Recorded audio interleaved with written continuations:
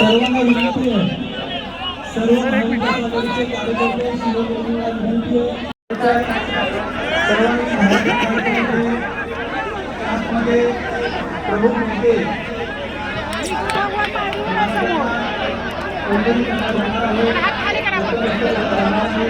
सर्वांनी सहकार्य करायचं आहे. सर्व शिवप्रेमींना विनंती आहे की आपण बाहेर थांबायचं आहे.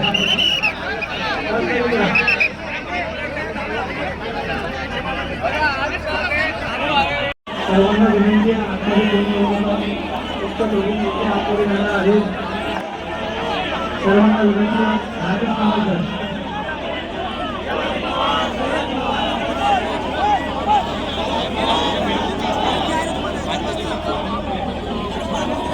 सर्वांनी बाहेर थांबायचं.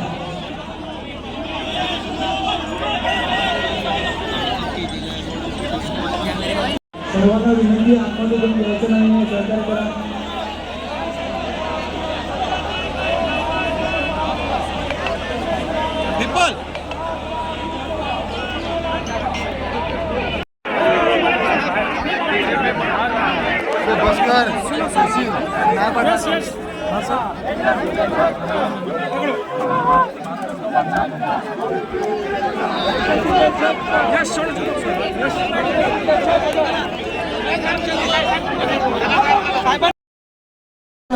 मगरुरी होती ती मगरुरी तुम्हाला पसंत आहे का?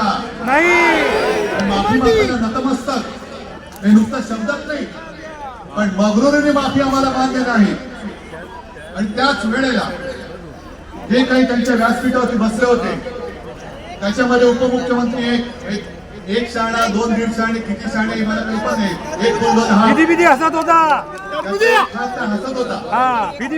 महाराजांची एवढी थट्टा करता. आणि तुम्हाला काय वाटतं, पहिला म्हणजे मोदीची माफी महाराजांचा पुतळा पडला म्हणून मागितली का त्या पुतळ्यामध्ये पुतळा बसवताना भ्रष्टाचार झाला म्हणून मागितली, भ्रष्टाचारांवरती पांघरून घालण्यासाठी म्हणून मागितली? मोदीजी तुम्ही त्यावेळेला आला, सिंधुदुर्गात आला, निवडणुकीसाठी आला, ते तर आम्हाला माहिती होताच. आम्हाला एक वाटलं होतं, अभिमान वाटला होता की आपल्या देशात पहिला प्रथम नौदल दिन माझ्या महाराष्ट्राच्या किनारपट्टीवरती साजरा होतो, दिमागदार केला होता. पण त्याच वेळेला घाईघाईने भ्रष्टाचार करून महाराजांचा पुतळा बसवण्याची काही गरज नव्हती.